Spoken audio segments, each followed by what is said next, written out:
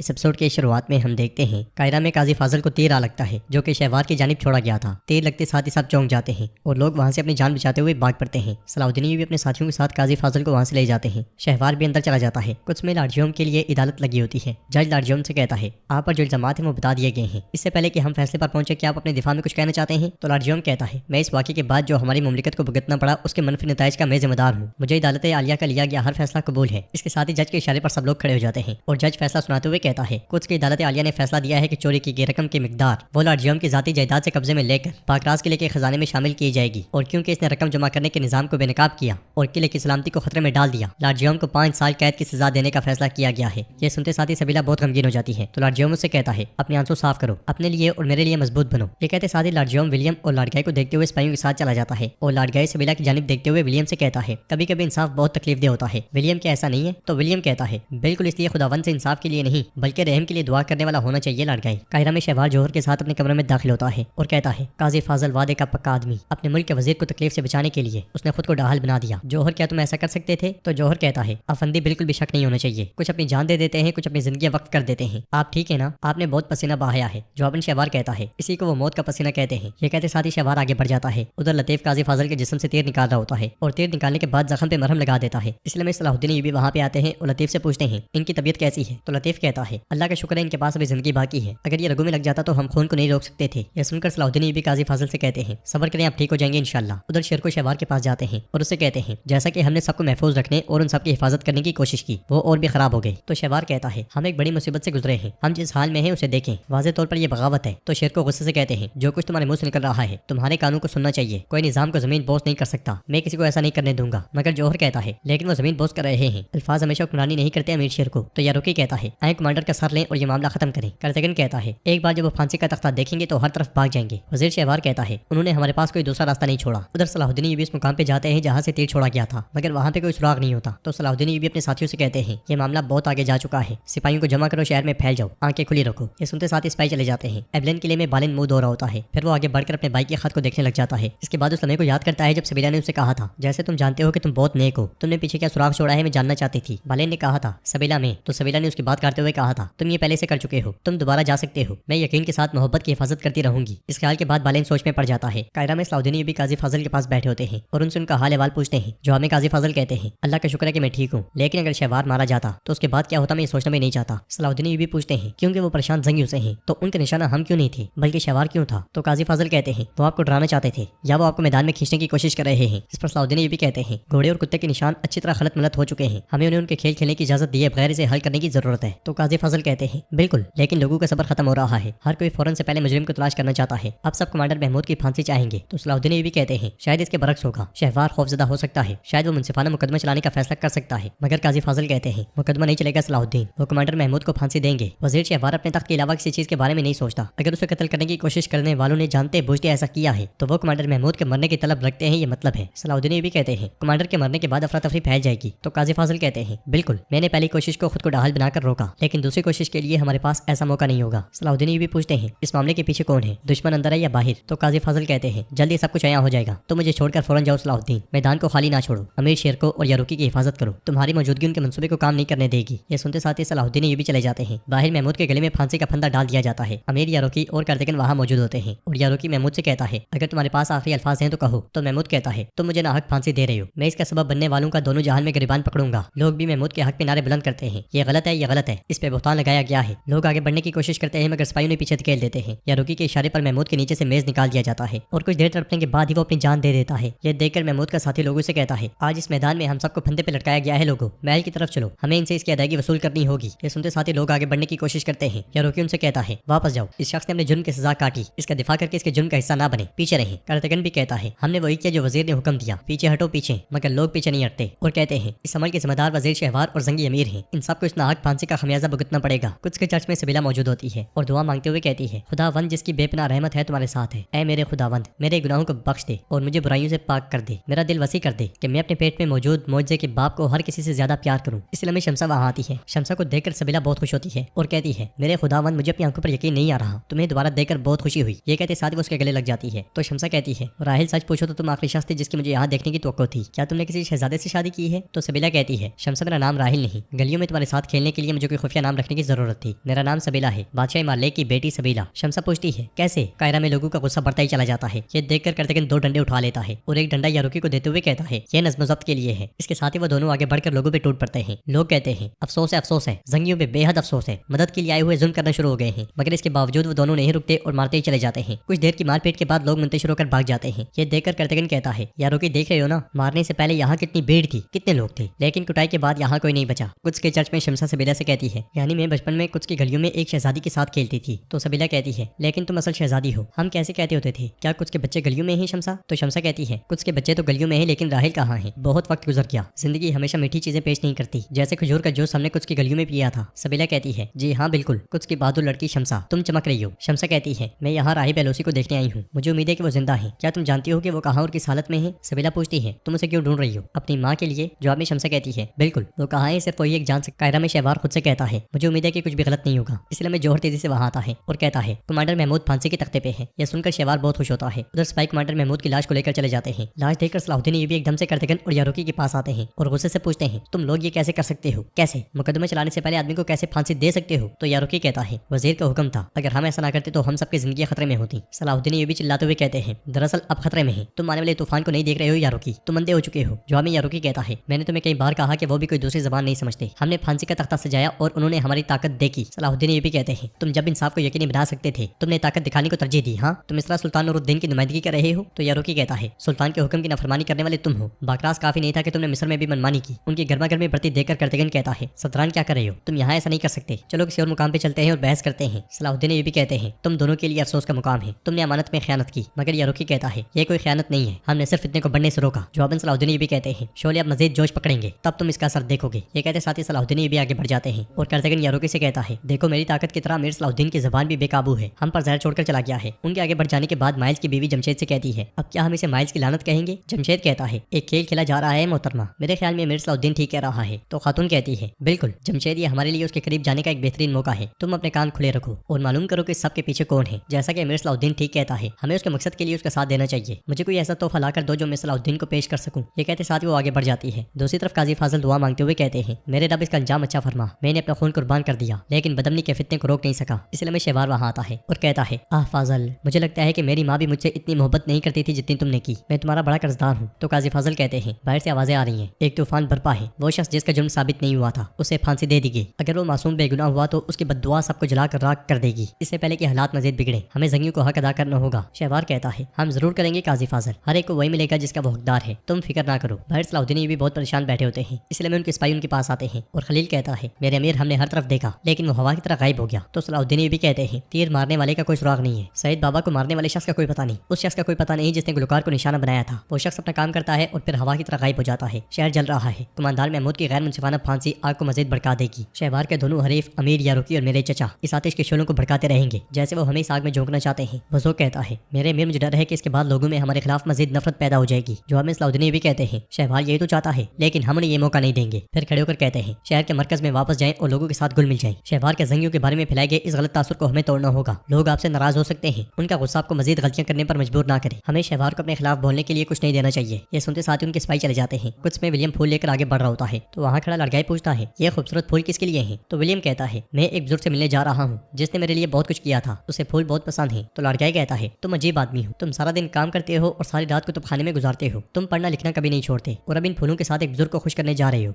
यह सुनकर विलियम कहता है जीने के लिए एक दिन होता है, इसमें कोई अजीब बात तो नहीं। लड़काई कहता है मेरे दोस्त तुम बहुत उदास लग रहे हो, जिंदगी की तमाम खुशियों से दूर होकर एक घुटन में। ये कहते साथ ही वो बुलंदी पर से गुजरने वाली सबीला को देखने लग जाता है। फिर अपनी बात को आगे बढ़ाते हुए कहता है तुम इस अजियत को कैसे बर्दाश्त कर सकते हो? विलियम कहता है हर कोई मुख्तलिफ तरीकों से जिंदगी का तजुर्बा करता है। लड़काई कहता है जिंदगी के तमाम हिस्सों को महसूस ना कर लो इससे पहले कि तुम सब देख ना लो, तुम इतने एतमाद से कैसे बोल सकते हो? तो विलियम कहता है क्या तुम्हें लगता है कि खुशी और ताकत के मतलाशी जिंदगी के मानी से वाकिफ होते हैं, ये देखने के लिए कि नीचे क्या हो रहा है? आपको उसे ऊपर से देखना चाहिए। लड़काई कहता है तुमने अपनी आंखें ऊंची कर ली हैं विलियम, कभी कभी मैं सोचता हूँ कि तुम्हें लगता है कि तुम कुछ के तख्त के लिए मौजू हो। विलियम कहता है बिल्कुल तुम्हारी तरह। ये सुनते साथ ही लड़काई का मुंह लटक जाता है और वो कहता है तुम जैसे का हलीफ बन के मुझे महफूज महसूस होता है। विलियम कहता है हमारे पास कुछ मकासद मुश्तरक हैं, मैं सिर्फ कुछ का इत्तेहादी हूँ। ये कहते साथ ही विलियम आगे बढ़ जाता है। कुछ के बाजार में से उर्फ और खलील आगे बढ़ रहे होते हैं। हर गुजरने वाला उन्हें बहुत नफरत से देख रहा होता है और बुरा भला कह रहा होता है। आगे बढ़ते बढ़ते एक शख्स खलील से टकराता है तो खलील उससे कहता है होशियार हो आदमी। जवाब में वो शख्स कहता है रास्ते के बीच में तो आप चल रहे हैं। उर्फा बीच में बोलते हुए कहता है माफ कीजिएगा इसने नहीं देखा, आप अपने रास्ते पर जाएं। यह सुनते साथ ही वो शख्स आगे बढ़ जाता है और उर्फा खलील से कहता है मेरे بھائی ہمیں پرسکون رہنے کی ضرورت ہے۔ امیر نے کہا تھا کہ وہ لڑائی نہیں چاہتے تو خلیل کہتا ہے ان کے رویوں نے میرا سینہ جلا دیا ہے، چلو شربت کی دکان میں جا کر کچھ آرام کرتے ہیں۔ ادھر بزرگ ادریس اور ابراہیم ایک سرائے میں جاتے ہیں اور اندر داخل ہوتے ساتھ ہی لوگوں سے کہتے ہیں اپنے مشروب کا لطف اٹھاؤ لوگوں، مگر کوئی ان کی بات کا جواب نہیں دیتا اور غصے کا اظہار کرتا ہے۔ سرائے والوں نے خوش آمدید کہتا ہے اور وہ تینوں بیٹھ جاتے ہیں۔ ادریس بزرگ سے کہتا ہے میدان جنگ میں دشمن بھی میری طرف اس طرح نہیں دیکھتے بھائی، ہم انہیں کیسے سمجھا سکتے ہیں۔ ادھر خلیل اور عرفا بھی ایک جگہ بیٹھے ہوتے ہیں اور خلیل دکان والے کو مشروب لانے کو کہتا ہے۔ دکان والا انہیں غصے میں دیکھتے ہوئے مشروب لا دیتا ہے۔ عرفا پوچھتا ہے کتنے ہوئے تو دکاندار کہتا ہے آپ کے لیے 10 سکے۔ یہ سنتے ساتھ ہی وہ دونوں چونک جاتے ہیں اور خلیل کہتا ہے قیمت تبدیل نہیں ہونی چاہیے، یہ سب کے لیے یکساں ہونی چاہیے، مگر دکاندار کہتا ہے 10 سکے جو ہمارا آپ نے ہمیں دی ہے وہ قیمت بھی حساب میں شامل ہے۔ عرفا کہتا ہے 10 سکے معذرت چاہتے ہیں لیکن وہ ہم نہیں تھے۔ خلیل بھی کہتا ہے ہم معذرت خواہ ہیں، مگر دکاندار کہتا ہے تب کسی کو افسوس نہیں ہوا جب کماندار کو پھانسی دے دی گئی اور بے گناہ لوگوں کو مارا پیٹا گیا۔ عرفا کہتا ہے ہمارا اس سے کوئی تعلق نہیں تھا۔ خلیل کہتا ہے یہ تمہارے وزیر کا معلوم کام تھا۔ یہ سن کر دکاندار خلیل کو پکڑتے ہوئے کہتا ہے سونے کے ساتھ بھی تمہارے لیے کوئی مشروب نہیں، میری دکان سے باہر نکل جاؤ۔ خلیل غصے میں کھڑا ہو جاتا ہے اور عرفا کہتا ہے اچھا برتاؤ کرو تاجر، مگر تاجر پھر سے خلیل کو کھینچتا ہے تو خلیل اسے دھکا دے کر گرا دیتا ہے۔ عرفا مشروب کی قیمت میز پر رکھ کر خلیل کے ساتھ چلا جاتا ہے، مگر ان دونوں کے باہر نکل جانے کے بعد دکاندار پیچھے آتے ہوئے کہتا ہے مدد کرو پڑوسیوں، مدد کرو میرے بھائیوں، مدد کرو۔ یہ سنتے ساتھ ہی سب لوگ جمع ہو جاتے ہیں۔ وہ شخص مزید کہتا ہے زنگیوں نے ہم پر پہلے ہی کافی تشدد کیا ہے اور اب یہ ہماری دکانیں لوٹ رہے ہیں، یہ دکان میں آئے مجھے دھمکیاں دی اور پیسے دینے پر مجبور کیا۔ یہ سنتے ساتھ ہی ان دونوں کو بہت غصہ آتا ہے۔ ادھر سرائے میں ایک شخص صلاح الدین ایوبی کے ساتھیوں کو دیکھتے ہوئے کہتا ہے اے لوگوں یہاں دیکھو، سرائے والے جب یہ کھانا ختم کر لیں تو انہیں کماندار محمود کا حلوہ لا کر دینا، انہیں خوشی سے کھانے دینا، آخر یہ اپنے کیے پر ذرا بھی شرمندہ نہیں۔ ادریس غصے میں اٹھتا ہے مگر ابراہیم اسے روک دیتا ہے۔ وہ شخص مزید کہتا ہے محمود جسے انہوں نے مارا حالانکہ وہ بے قصور تھا، یہ اس کا حلوہ کھا سکتے ہیں اور شربت پی سکتے ہیں۔ تو بزرگ کہتا ہے ظاہر ہے کہ آپ کو درد ہو رہا ہے لیکن آپ کے کماندار کی پھانسی سے ہمارا کوئی تعلق نہیں ہے، فیصلہ آپ کے وزیر کا تھا۔ جواب میں وہ شخص کہتا ہے فضول باتیں کرنا بند کرو، تمہارے آنے کے بعد بدقسمتی نے ہمارا پیچھا نہیں چھوڑا، تم نے شہر کی اکثریت کو غائب کر دیا، تم نے ایک بے گناہ کا خون بہایا۔ بزرگ کہتا ہے یہ سب وزیر شہوار کے حکم سے ہوا، کیا تم میری بات نہیں سن سکتے؟ وہ شخص غصے میں اٹھ کر آگے بڑھتا ہے تو سرائے والا کہتا ہے پرسکون ہو جاؤ بھائیو، پرسکون ہو جاؤ، مگر وہ شخص بزرگ کے پاس آ کر کہتا ہے کماندار محمود میرا دوست تھا، تم یہ مشروب نہیں بلکہ اس کا خون پی رہے ہو، اگر تمہارا پیٹ بھر چکا ہے تو برائے مہربانی دفع ہو جاؤ، ہم تمہیں یہاں نہیں چاہتے۔ یہ سنتے ساتھ ہی وہ تینوں اٹھ کر چلے جاتے ہیں۔ ادھر خلیل اس دکاندار سے کہتا ہے تم بوڑھے آدمی ہو، کیا تمہیں جھوٹ بولتے ہوئے شرم نہیں آتی؟ عرفا کہتا ہے تم نے جو کیا وہ مناسب نہیں ہے، تمہیں عوام کے سامنے شرم نہیں آتی ہم سمجھتے ہیں، لیکن کیا اللہ سے بھی نہیں ڈرتے؟ تو ایک شخص کہتا ہے کیا بے گناہوں کو پھانسی پر چڑھانے والے یہ کہہ رہے ہیں؟ پھر دوسرا کہتا ہے گویا یہ کافی نہیں تھا، اب یہ ہماری توہین بھی کر رہے ہیں۔ دکاندار خلیل کی جانب اشارہ کرتے ہوئے کہتا ہے اس نے مجھے میری دکان میں دھکا دیا۔ تو خلیل اس کی جانب بڑھتے ہوئے کہتا ہے پہلے جو ہوا اسے کیوں چھپا رہے ہو، پورا سچ بولو، مگر ایک شخص خلیل کو آگے بڑھنے سے روک دیتا ہے۔ دکاندار لوگوں کی جانب اشارہ کرتے ہوئے کہتا ہے ہم سب ایک ہیں اور ہم تمہیں یہاں نہیں چاہتے۔ سب لوگ اس کی آواز میں آواز ملاتے ہیں اور کہتے ہیں ہم نہیں چاہتے، ہم نہیں چاہتے۔ یہ دیکھ کر دکاندار کہتا ہے کیا تم انہیں سن رہے ہو، یہاں سے نکل جاؤ۔ یہ سنتے ساتھ ہی خلیل اسے مارنے کے لیے ہاتھ اٹھاتا ہے مگر وہاں پہنچنے والے صلاح الدین ایوبی اس کا ہاتھ پکڑ لیتے ہیں اور غصے سے کہتے ہیں میں نے تمہیں یہاں کیوں بھیجا تھا اور تم کیا کر رہے ہو؟ تو عرفا کہتا ہے میرے حضور جب اس شخص نے ہم پہ بہتان لگایا تو خلیل خود پہ قابو نہیں رکھ سکا۔ صلاح الدین ایوبی ان دونوں کو لے کر آگے بڑھ جاتے ہیں۔ کچھ میں بالڈون سبیلا سے کہتا ہے جب میں اپنے بابا کے ساتھ تھا میں نے ایک آدمی کو دیکھا، وہ آزاد ہونا چاہتا تھا، اسے آزاد کر دیا گیا تھا، کیا وہ لارڈ جیوم کے لیے یہ نہیں کر سکتے؟ تو سبیلا کہتی ہے دراصل وہ کر سکتے ہیں، لیکن دیکھو بالڈون جب بادشاہ اپنی رعایا کے لیے کچھ اچھا کام کرتا ہے اسے رحم کہتے ہیں، لیکن جب وہ اپنی بیٹی یا داماد کے لیے کچھ اچھا کرتا ہے تو بدقسمتی سے لوگ اسے استحقاق کہتے ہیں۔ اس کے علاوہ کہ لارڈ جیوم بے قصور ثابت ہو جائے وہ کچھ نہیں کریں گے۔ یہ سن کر وہاں پہنچنے والا مالک کہتا ہے یہ میری بیٹی ہے، یہ کتنی بڑی نعمت ہے کہ آپ کے پاس ایسے لوگ ہوں جو سمجھتے ہوں کہ آپ جو کچھ کرتے ہیں وہ کیوں کرتے ہیں، بیٹا تم اپنی بہن سے بہت کچھ سیکھو گے۔ سبیلا اس کے پاس آ کر کہتی ہے بادشاہوں کی سب سے عام خصوصیات میں سے ایک وہ کمروں میں داخل ہونے سے پہلے لوگوں کی باتیں سننے کی عادت بنا لیتے ہیں بھائی۔ تو مالک کہتا ہے اس طرح ہم فیصلہ کرتے ہیں کہ آیا ہم اس کمرے میں رہنا چاہتے ہیں؟ سبیلا پوچھتی ہے بابا لارڈ جیوم کا کیا ہوگا؟ جواب میں مالک کہتا ہے عدالت نے اپنا فیصلہ سنا دیا ہے، ہم فی الحال اس کے لیے دعا کریں گے۔ یہ سن کر سبیلا کہتی ہے پہلے میری ماں اب لارڈ جیوم۔ تو مالک کہتا ہے اپنی ماں کو اس معاملے میں شامل نہ کر کچھ کی گلیوں سے شمس آگے بڑھ رہی ہوتی ہے اور کچھ دیر آگے بڑھنے کے بعد ایک دروازے پر دستک دیتی ہے۔ دروازہ کھلتا ہے اور ولیم وہاں پہ صفائی کا کام کر رہا ہوتا ہے۔ شمسا اس سے پوچھتی ہے کیا یہ رائبہ لوسیا کا گھر ہے؟ ولیم کہتا ہے جی ہاں، لیکن آپ کیوں آئی ہیں؟ تو شمسا کہتی ہے زیارت کے لیے، میں ان کی سابق طلباء میں سے ایک ہوں، اگر وہ موجود ہیں تو میں ان سے کچھ بات کرنا چاہتی ہوں۔ ولیم کہتا ہے مجھے نہیں معلوم کہ تم نے آخری بار انہیں کب دیکھا تھا، لیکن وہ بہت بڑی ہو چکی ہیں، وہ کافی دنوں سے ایک لفظ بھی نہیں بول پا رہی ہیں، معلوم نہیں کہ وہ کسی کو پہچانتی بھی ہے یا نہیں۔ تو شمسا کہتی ہے یہ ہم نہیں ہے، میں بس انہیں دیکھنا چاہتی ہوں۔ یہ کہتے ساتھ وہ اندر داخل ہو جاتی ہے۔ دوسری طرف سبیلا مالک سے کہتی ہے آپ نے اسے کچھ کا بادشاہ بننے کے لیے چھوڑ دیا، آپ کو ایک انتخاب دیا گیا ہے اور آپ اقتدار اور اس عورت کا انتخاب کریں نہ کہ اپنی بیوی اور خاندان کا۔ مجھے ڈر لگتا ہے کہ جس تاج کو پہننے کے لیے آپ نے بہت سی چیزیں قربان کی وہ تاج افریت میں بدل جائے گا اور ہمیں تباہ کر دے گا۔ مالک کہتا ہے میں اقتدار کے لیے نہیں بلکہ کچھ کے لیے تخت پہ بیٹھا ہوں اور جو کچھ بھی میں نے قربان کیا وہ بھی کچھ کے لیے ہے اور تم بھی ایسا ہی کرو گی۔ سبیلا تم کل رات کے کھانے میں شرکت کرو گی، مگر سبیلا کہتی ہے میرا شوہر زندان میں ہے اور میں اس کھانے میں کبھی شرکت نہیں کروں گی جب تک کہ وہ اس کھانے سے دور ہو جس کا وہ مستحق ہے بابا۔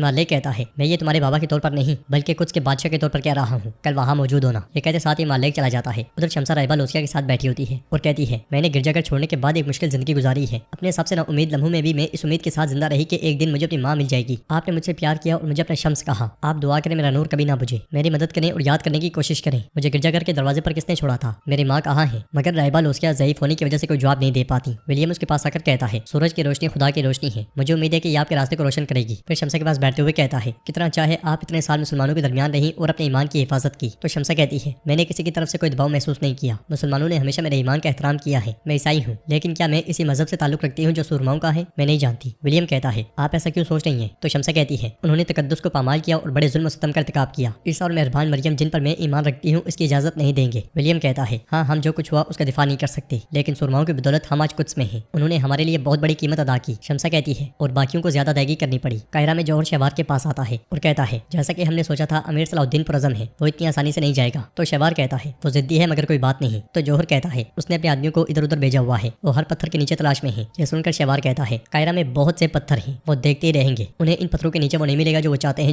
جوہر کہتا ہے بالکل افندی، ہر جاندار چیز جو امیر صلاح الدین کے لیے کرامت ہو سکتی تھی وہ پہلے ہی مر گئی ہے۔ یہ سن کر شہوار خوش ہوتے ہوئے کہتا ہے اعلیٰ، پھر امیر صلاح الدین کو دیکھتے رہنے دو۔ قدس میں ولیم شمسہ سے کہتا ہے یہ انتہائی متضاد خیالات ہیں، یہ آپ کے جانے کا باعث بن سکتے ہیں۔ تو شمسہ کہتی ہے اس سے کوئی فرق نہیں پڑتا، میں ان کے تانوں سے عظیم مریم کی اطاعت میں پناہ لیتی ہوں۔ ولیم کہتا ہے خود کو مشکل میں ڈال کر بابا، بیٹے اور روح القدس کا ذکر کرنا آسان ہے کیا؟ آپ نے مریم کا ذکر کیا۔ شمسہ کہتی ہے آپ جانتے ہیں جب عظیم مریم پہ تہمت لگائی گئی تھی وہ خاموش نہیں تھی، خدا نے انہیں بولنے سے منع کیا تھا، لہٰذا انہوں نے بہتان لگانے والوں کو اشاروں کی زبان سے جواب دیا۔ خود کو عبور کرنے کا اصل مطلب یہ ہے کہ دائیں بائیں والے فرشتے گواہی دیں، پیٹ میں موجود بچے گواہی دیں۔ ان علامات کے ساتھ عظیم مریم نے یہ کہنے کی کوشش کی میں خود کو عبور کرتے ہوئے اپنے فرشتوں کو بھی گواہ بناتی ہوں، بالکل انہی کی طرح۔ ولیم کہتا ہے یہ کہانی میں نے پہلے کبھی نہیں سنی تھی، اب میں آپ کو بہتر سمجھا ہوں، لیکن پھر بھی فیصلہ کرنے میں جلد بازی نہ کریں، میں رکنا چاہتا ہوں اور آپ سے مزید بات کرنا چاہتا ہوں مگر مجھے جانا ہے۔ یہ کہتے ساتھ ولیم راہبہ لوسیا کے ہاتھ کا بوسہ لیتا ہے اور شمسہ کہتی ہے مجھے امید ہے کہ میں یہاں راہبہ لوسیا کے ساتھ رہ سکوں گی۔ تو ولیم کہتا ہے یہ واقعی اچھا ہوگا، مجھے امید ہے کہ ہم دوبارہ ملیں گے، میں قاہرہ میں آپ کی باتیں سننا پسند کروں گا۔ شمسہ پوچھتی ہے کون سننا چاہتا ہے؟ تو ولیم کہتا ہے ولیم، میرا نام ولیم ہے۔ پھر جاتے جاتے پوچھتا ہے کیا آپ وہاں موجود تھیں جہاں پر قاہرہ سے صلیبیوں کو دریائے نیل میں پھینکا گیا تھا؟ شمسہ اس لمحے کو یاد کرنے کے بعد کہتی ہے ہاں میں وہاں تھی، یہ بہت تکلیف دہ تھا۔ جواب میں ولیم کہتا ہے جب ہم نے یہ سنا تو ہمیں بھی بہت تکلیف ہوئی۔ یہ کہتے ساتھ ہی ولیم چلا جاتا ہے اور شمسہ راہبہ لوسیا کو پکڑتے ہوئے کہتی ہے برائے مہربانی اٹھیں، مجھے میری ماں کو تلاش کرنے کے لیے آپ کی سخت ضرورت ہے۔ قاہرہ میں صلاح الدین ایوبی خنجروں کا معائنہ کر رہے ہوتے ہیں اور اس لمحے کو یاد کرتے ہیں جب انہوں نے تاجر سے پوچھا تھا آپ کے مواد کہاں سے لاتے ہیں؟ تاجر تھوڑا پریشان ہوا تھا، پھر کہا تھا فولاد دمشق سے ہے اور دستہ حلب سے ہے۔ اس خیال کے بعد صلاح الدین ایوبی خنجر کو دیکھتے ہوئے سوچ میں پڑ جاتے ہیں۔ ادھر مائلز کی بیوی اپنے کمرے میں سو رہی ہوتی ہے کہ اس لمحے دروازے پر دستک سنائی دیتی ہے، وہ ایک دم سے اٹھتے ہوئے کہتی ہے اس وقت کون آ گیا ہے؟ یہ کہتے ساتھ وہ دروازے کے پاس جا کر پوچھتی ہے کون ہے؟ باہر سے جمشید کی آواز آتی ہے یہ میں ہوں کاؤنٹ مائلز۔ دروازہ کھلتے ساتھ ہی جمشید اندر آتا ہے اور مائلز کی بیوی غصے سے کہتی ہے مجھے نام سے مت بلایا کرو۔ تو جمشید کہتا ہے ارے نہیں میری بس زبان پھسل گئی، میں بھول گیا تھا۔ اب اچھی خبر سنو، مجھے وہ شخص مل گیا ہے جس نے کھیل کی منصوبہ بندی کی تھی۔ یہ سنتے ساتھ ہی مائلز کی بیوی بہت خوش ہوتی ہے۔ اگلے منظر میں باہر جمشید تاجروں کو کام کرنے کا کہہ رہا ہوتا ہے اور ساتھ میں ان کی حوصلہ افزائی بھی کرتا ہے کہ اس لیے میں کرتگن وہاں آتا ہے۔ جمشید کرتگن کو دیکھ کر بہت خوش ہوتا ہے اور اس سے کہتا ہے یہاں سے جو چاہے لے لو۔ تو کرتگن کہتا ہے مجھے یہ نہیں چاہیے، میری بات سنو، میں تم سے کچھ پوچھوں گا۔ ایک طرف ہو کر وہ اس سے پوچھتا ہے وہ خاتون